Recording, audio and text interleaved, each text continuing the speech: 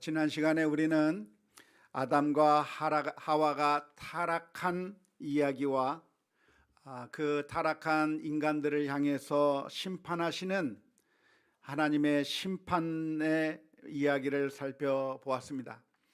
그런데 하나님께서는 심판하시는 가운데도 우리 사람들을 회복시키기 위한 하나님의 약속이 그 안에 들어 있었다고 하는 것을 살펴보았는데요. 오늘은 그 이후의 이야기들을 살펴보도록 하겠습니다. 이번 주간은 몇 장부터 읽죠? 25장부터 50장까지 읽게 되겠는데, 아무튼 지난주에 있었던 아담과 하와 그 이후의 이야기부터 창세기 마지막 장까지 큰 그림을 살펴보면서 함께 창세기의 말씀을 생각해 보는 시간을 가지려고 합니다.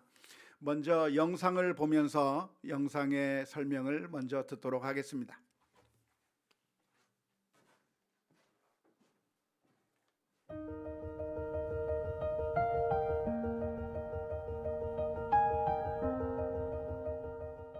이번 영상은 리딩 지저스 1권의 세 번째 수업으로 죄가 점진적으로 확산되는 가운데 아브라함을 부르신 하나님께서 은혜로 언약을 세우시고 어떻게 그의 삶을 신실하게 이끄셨는지 살펴보겠습니다.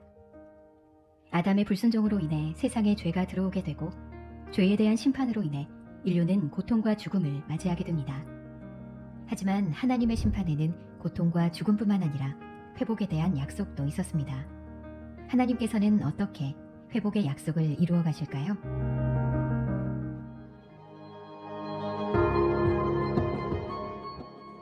에덴 동산에서 쫓겨난 이후 아담과 하와는 두 아들을 낳고 이름을 가인과 아벨이라고 짓습니다. 하와는 첫 아들인 가인을 언약의 후손이라고 생각했을지도 모릅니다. 그러나 인류 최초의 살인이 가인에 의해 벌어집니다. 가인은 하나님께서 자신의 제사를 받지 않으셨다는 사실에 화를 참지 못하고 아벨을 죽입니다. 이어지는 창세기의 이야기들도 점차 확대되는 죄의 영향력을 보여줍니다. 사람의 죄악이 가인의 후손들부터 노아 시대에 이르기까지 점점 커져 온 땅에 가득하자 하나님께서는 세상을 홍수로 심판하셨습니다. 홍수 심판 이후 인류는 새 출발을 하는 듯 보였지만 인간의 번성과 함께 죄는 더 커져갔습니다. 마침내 인간들은 하나님만큼 높아지기를 바라면서 바벨탑을 쌓기 시작했습니다. 이에 하나님께서는 그들의 언어를 혼잡하게 하시고 온 지면에 흩으셨습니다.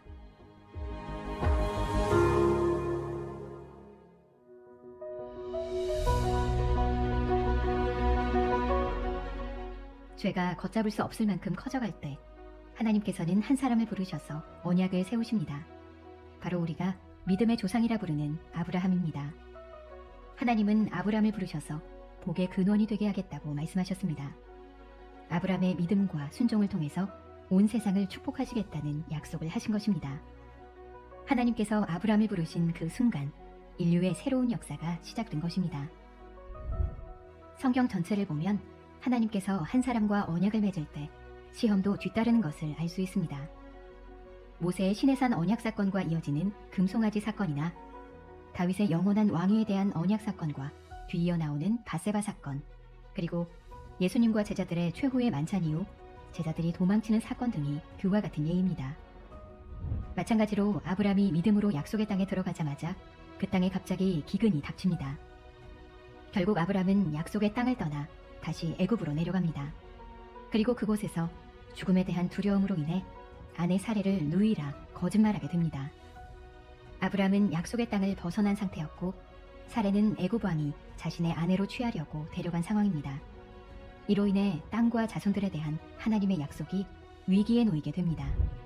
그러나 하나님께서는 아브라함의 실수에도 불구하고 하나님의 뜻을 신실하게 이루어 가시는 분이셨습니다. 결국 하나님은 바로를 막으시고 사례를 보호하셔서 아브라함을 약속의 땅으로 다시 돌려보내십니다.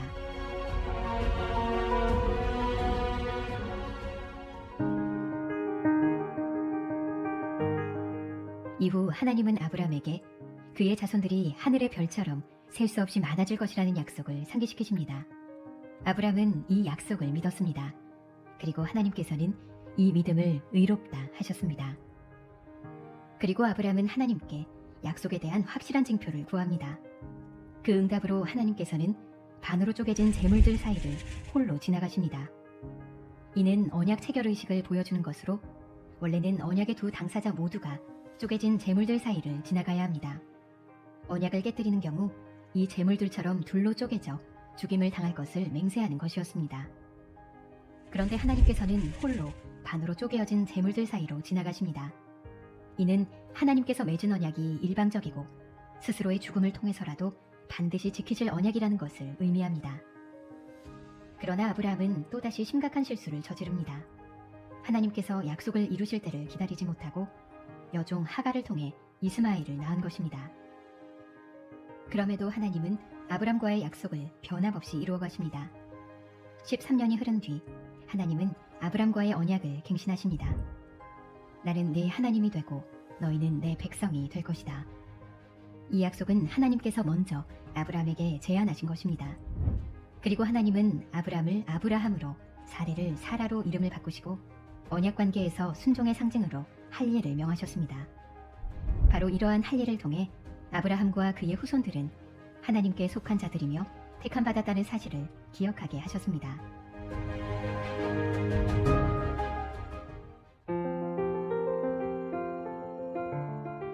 드디어 아브라함과 사라의 아들 이삭이 태어나므로 하나님의 약속이 이루어집니다.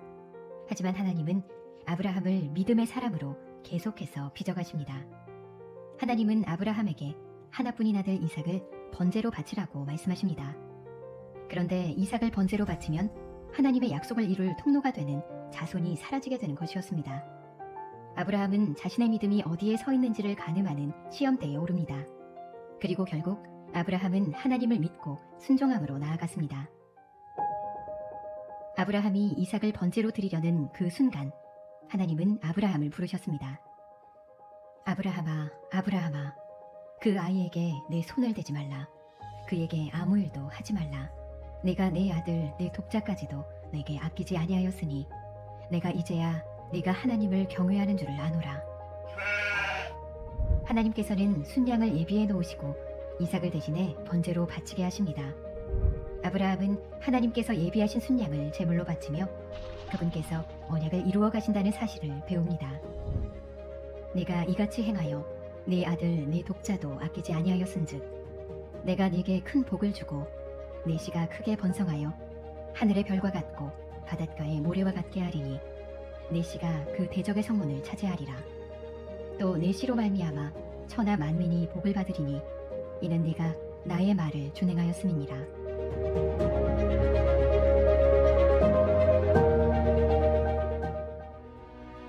아브라함은 이삭을 기꺼이 바치고자 했던 이 시험의 과정을 통해 하나님께서 언약을 예비하시고 이루어 가신다는 사실을 배우게 되었습니다. 하나님께서 예비하신 순양을 제물로 바치며 그분께서 친히 이루어 가실 약속을 더욱 신뢰하며 믿었을 것입니다. 아브라함은 자신의 자손을 통해 하늘의 별과 같이 많은 하나님의 백성을 이루고 그분의 나라를 회복하시리라는 약속을 신실하게 붙들었습니다.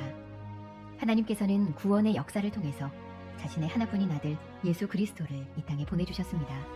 바로 하나님의 아들 예수님께서 우리가 쪼개어져야 하는 자리에 우리를 대신하여 우리를 위한 어린 양이 되심으로 자기 백성들이 받아야 할 심판을 대신 받으신 것입니다. 하나님께서는 스스로 맺으신 약속을 위해 예수님을 십자가에 죽이심으로 그분의 약속을 신실하게 지켜주셨습니다.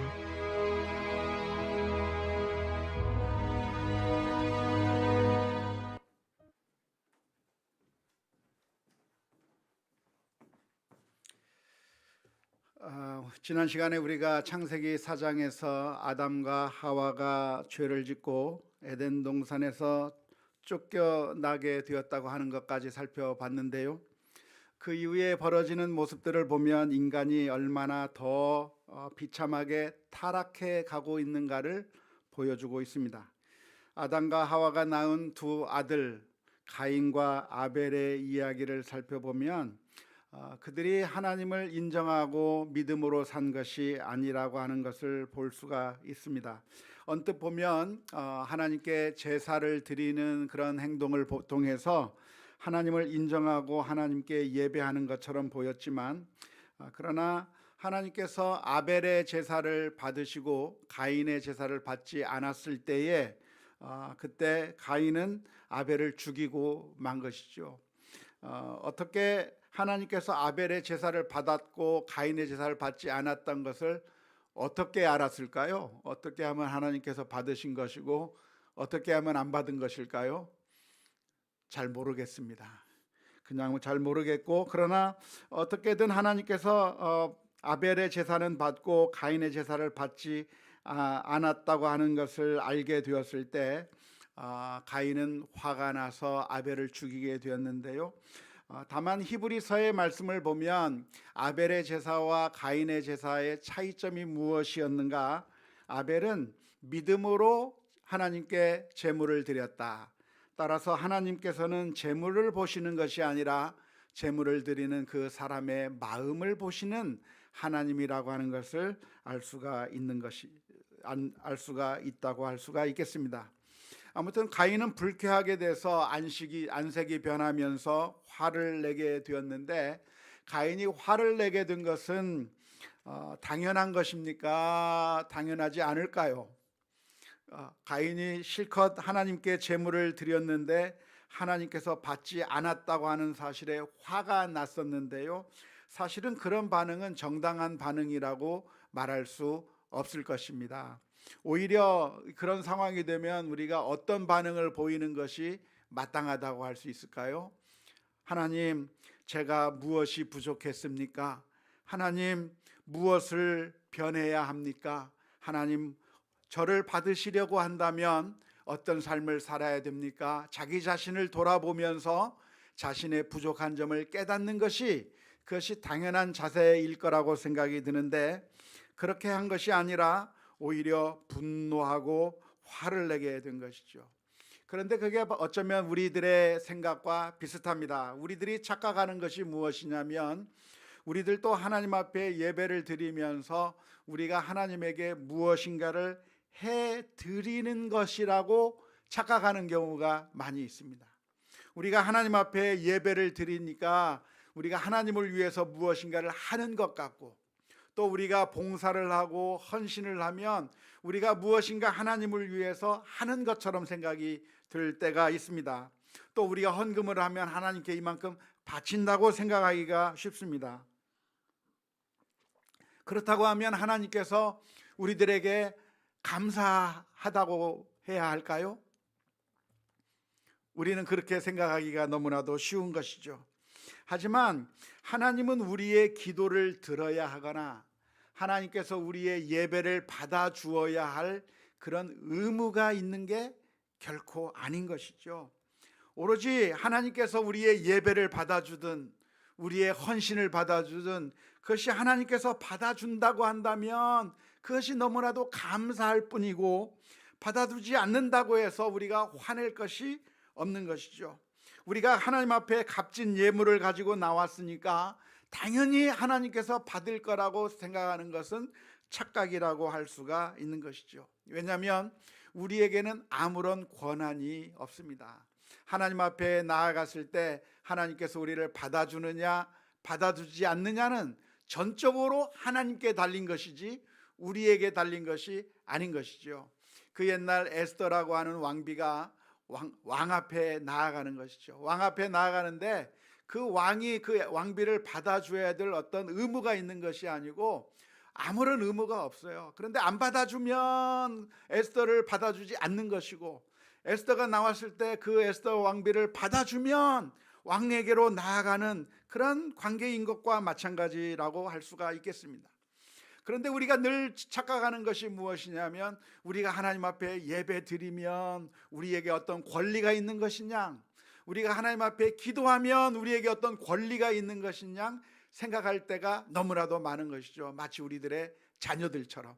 자녀들이 우리 부모님들에게 돈을 맡겨놨습니까? 한 10억 원 맡겨놨어요? 그게 아니죠. 한 푼도 맡겨놓은 게 없어요. 아무것도 해놓은 거 없어요. 그런데 당당하게 요구하는 것과 마찬가지로 우리도 그런 착각을 할 때가 많이 있는 것이죠. 예수님께서 한 번은 길을 걸어가시는데 가나안 여인이 예수님 앞에 나왔습니다. 수로보니게 여인이라고도 하죠. 그래서 그 여인이 예수님 앞에 뒤에서 울부짖습니다. 예수님, 제 자식을 좀 고쳐달라고 간청하게 되었을 때 예수님께서는 아주 매몰찬 대답을 해 주셨습니다. 자녀의 떡을 뺏어서 그래서 개에게 줄 수가 없다. 우리나라 말로 개라고 번역했지만 정확하게 번역하면 개 새끼한테 줄 수가 없다, 그런 표현이에요. 그런 이야기를 하는 것은 아주 모욕적인 말씀입니다. 그런데 이러한 모욕적인 말씀을 통해서 예수님께서 깨닫게 하시기를 원하시는 것이 있었다고 한다면 우리들에게 아무런 권한이 없다는 것이죠. 자격이 없다고 하는 것이죠. 그때 놀랍게도 이 스로보니게 여인은, 가나안 여인은 모욕감을 느끼면서 되돌아간 것이 아니라 오히려 주님 앞에 엎드리는 것이죠. 주여 올소입니다. 그러나 주인의 상에서 떨어지는 부스럭이라도 있으면 달라고 간청할 때 놀랍게도 주님께서는 그 여인을 향해서 은혜를 베풀어 주셨다고 하는 이야기가 있는 것이죠. 가인의 착각은 무엇이냐면 마치 자신이 하나님 앞에 예배를 드리면 자신에게 무슨 권한이 있는 것처럼 생각하고 분노했다고 하는 것인데, 사실은 그것은 이 사람이 죄의 영향 가운데 얼마나 크게 있었는가를 보여주는 것이라고 할 수가 있겠습니다. 가인이 아벨을 죽이는 것을 통해서 우리가 얼마나 타락한 인생을 살아가고 있는가를 보여주는 것이라고 할 수 있는 것이죠. 결국 이런 죄악과 이런 타락의 삶을 살아가는 인생들에게 소망이 있는 것일까요? 소망이 전혀 없는 것이죠. 소망이 없어서 결국은 죽임을 당할 수밖에 없고, 이제는 아무런 가망성이 없는 그런 삶을 살고 있었던 가인을 향해서 놀랍게도 축복의 약속을 해 주시는 거죠. 하나님께서 표를 주어서 함부로 죽일 수 없게 만들어 주겠다고 하는 은혜의 약속을 해 주신 것이고, 이 창세기의 내용을 우리가 쭉 계속해서 이번 주간에도 읽어보게 될 텐데, 이 이야기를 통해서 계속해서 반복해 주고 있는 이야기가 무엇이냐면, 우리 인간들이 계속해서 타락하고 그 죄가 심각해지고 있지만, 그러나 하나님께서는 은혜로우시고 자비로우셔서 그런 우리들을 위해서 구원의 약속을 해주시고 결국은 우리를 구원해 주시겠다고 하는 그 약속을 이루어 가시는 하나님이라고 하는 것을 우리가 이 창세기를 읽으면서 깨달아야 될 것이라고 생각이 듭니다. 결국 사람들이 계속해서 타락해져 나가는데요, 문화는 발달하지만 그러나 도덕적인 타락이 더 심각해집니다. 성적인 타락이 있어서 라멕이라고 하는 사람은 아내를 둘씩이나 두었고요, 폭력을 쓰기도 했고, 뿐만 아니라 하나님의 은총을 조롱하고 비방하면서 아나무인으로 살아가는 그런 라멕의 모습 같은 것들이 그 시대의 특성을 그대로 보여주는 겁니다.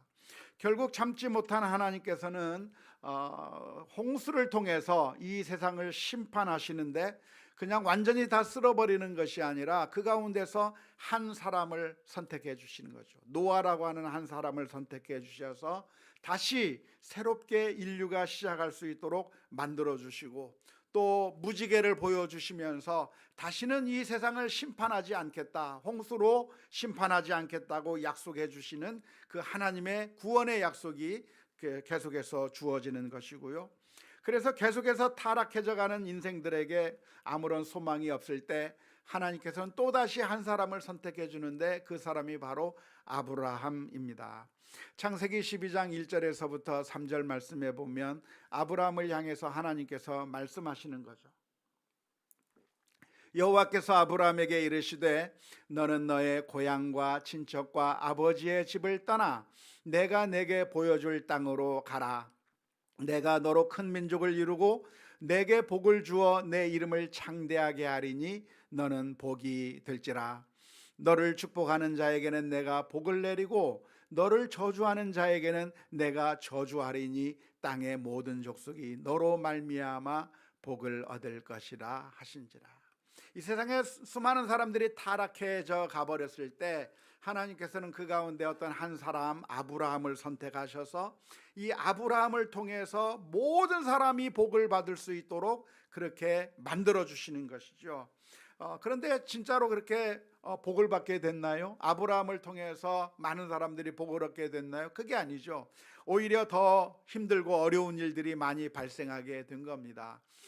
애굽에 가서는 아브라함이 거짓말함으로 말미암아 그래서 자신의 아내를 빼앗길 뻔한 사건이 일어나게 되고, 그 일로 인해서 하나님이 이 애굽 왕을 치시기도 하고 또 아비멜렉의 집을 치시기도 하고, 그러면서 정말 이 아브라함을 통해서 축복이 주어진 것이 아니라 오히려 위기가 닥치는 모습들을 보게 되는 것입니다. 뿐만 아니라 가나안 땅을 이 아브라함이 들어가게 되었는데 거기서 잘 살게 된 것이 아니라 기근이 있어서 피해야만 했었고, 그렇게 해서 이 아브라함의 모습을 보든지 그 가정의 모습들을 보면 늘 실패가 있고 늘 문제가 있고 여러 가지 타락의 문제가 있었지만, 놀랍게도 하나님께서는 그들을 다시 인정해 주시고 복을 내려 주시면서 하늘의 별과 같이 많아지게 해주겠다, 바닷가의 모래와 같이 많아지겠다 말씀하시면서 하나님의 구원의 약속을 아브라함에게 내어 주신 것이죠. 오늘 읽은 창세기 15장의 말씀을 보면 하나님께서 이 아브라함에게 약속을 해주시는 거예요. 약속을 해주시면서 내가 너로 하여금 큰 민족을 이루게 해주겠고 복의 근원이 되게 해주겠다고 하는 그 약속을 하나님께서 이루어 나가시고, 그 아브라함에게 수많은 민족이 자녀들이 있을 수 있게 해주시겠다는 그 약속을 이루시는 것을 하나님 내가 어떻게 알겠습니까? 증표를 좀 보여주십시오 할 때, 놀랍게도 하나님께서는 이 창세기 15장의 이야기를 통해서 아브라함으로 확실히 믿게 만들어 주신 것이죠. 이것이 무엇이냐면 어느 날 하나님께서 아브라함에게 말씀하시는 거예요. 짐승들을 잡아서 둘을 쪼개 놓으라고 이야기를 하는 겁니다. 둘을 쪼개 놓으라고 해가지고 딱 쪼개 나왔는데, 그날 밤 아브라함이 잠을 자게 되었는데 꿈에 보니까 이 횃불이 그 쪼갠 고기 사이로 쏙 지나가는 장면이 보이는 거예요. 이걸 통해서 하나님께서 아브라함에게 약속해 주셨다고 하는 것을 볼 수가 있는데, 이게 무엇이냐면 약속하는 만약 한 나라와 한 나라 사이에 조약을 맺는 것 같은 그런 행동을 하나님께서 하신 것이죠. 오늘날에는 계약을 어떻게 맺습니까? 사인을 하고 도장을 찍고 해서 계약을 맺는 것인데, 아주 아브라함 시대에는 어떻게 계약을 맺었냐면 짐승을 반으로 쪼개놓고 그 사이로 사람들이 지나갑니다. 그게 무엇이냐면 내가 이 약속을 안 지키면 내 목숨을 반으로 쪼개가지고, 내가 이 짐승들이 반으로 짜개진 것처럼 내가 약속을 안 지키면 나도 이렇게 내 목숨을 내놓겠다고 하는 그런 의미에서 짐승들 사이를 지나가면서 약속을 하게 되는 것이죠.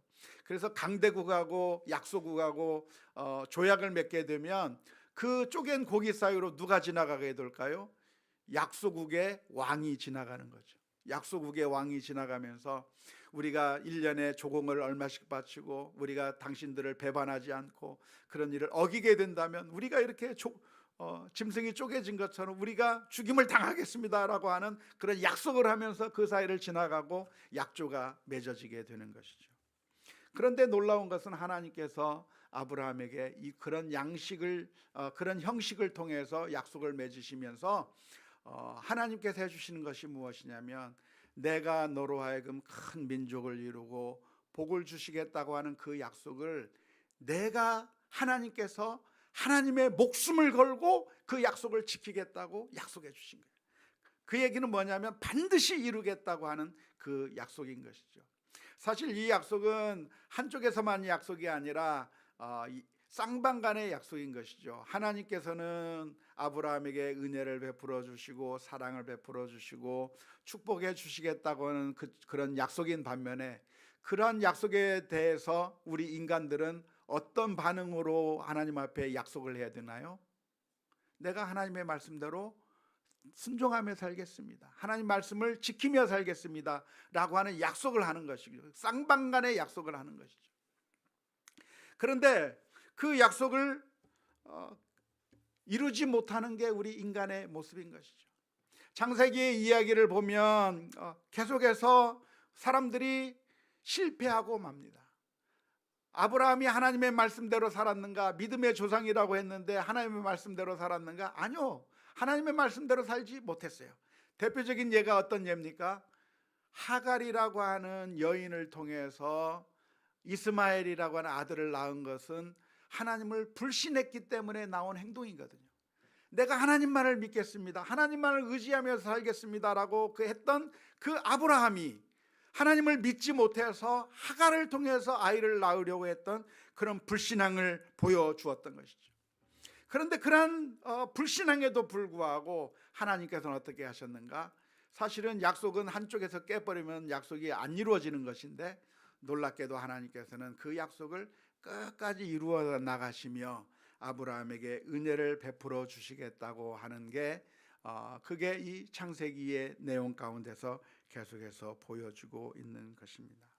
나중에 하나님께서는 할례라고 하는 그런 방법을 통해서 하나님의 약속을 기억하게 해 주셨어요.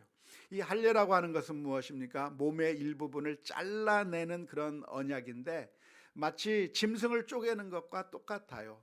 할례를 받은 표시를 보면서 내가 하나님의 말씀대로 살지 아니하면 나도 이렇게 잘려나가겠구나라고 하는 사실을 기억하면서 하나님 앞에 신앙생활을 잘 해야 되겠다, 믿음 생활을 잘하면서 살아야 되겠다고 하는 것을 생각나게 해주는 언약의 증표가 할례라고 하는 것이죠.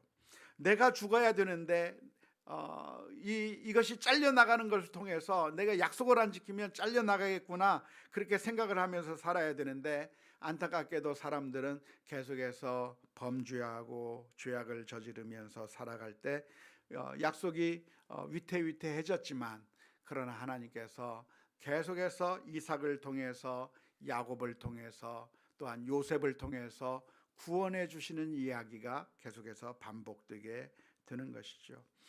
이삭을 향해서는 하나님께서 100세의 아들을 아브라함에게 그 이삭을 주셨고, 그리고 그 이삭을 바치는 것을 통해서 하나님만을 온전히 신뢰하는가 신뢰하지 않는가를 테스트하시고, 그래서 이 아브라함에게 은혜를 베푸시는 그 과정을 통해서 노아의 방주, 아브라함에게 하셨던 약속, 이삭을 죽이는 대신에 양을 대신해서 죽이게 만드는 걸 통해서 또 7년 기근 동안에서 요셉을 통해서 다시 살리시는 그런 과정을 통해서 소망이 없었던 다말에게 아이들이 태어나게 하는 그런 일들을 통해서 하나님께서는 신실하시고 그 약속을 하나씩 하나씩 이루어 나가시는 그 하나님이라고 하는 사실을 이 창세기의 말씀 가운데서 계속해서 보여주고 있는 것이죠. 그래서 우리가 이 창세기를 읽으면서 하나님께서 우리를 향해서 하나밖에 없는 그 아들을 내어주시고, 그래서 궁극적으로 우리를 구원해 주시는 그런 하나님이구나 라고 하는 사실을 깨달으면서 하나님께 감사하며 살아가는 우리가 되어야 될 줄로 믿습니다. 우리의 소망은 누구입니까? 우리에게 있는 것이 아니라 하나님에게 소망이 있는 것이죠. 만일 우리들에게 소망이 있다고 한다면, 우리들을 우리가 믿는다고 한다면 우리는 금세 무너질 수밖에 없는 거예요. 그래요, 안 그렇습니까? 그렇습니다.